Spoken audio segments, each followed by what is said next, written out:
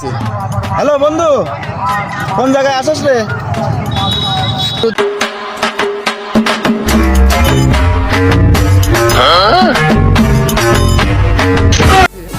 বন্ধু আমি তো আছি এই যে স্কুলের বাউড়ে বসার জায়গা, এই বসার জায়গাতে তো বসে আছি বন্ধু আমি এখানে।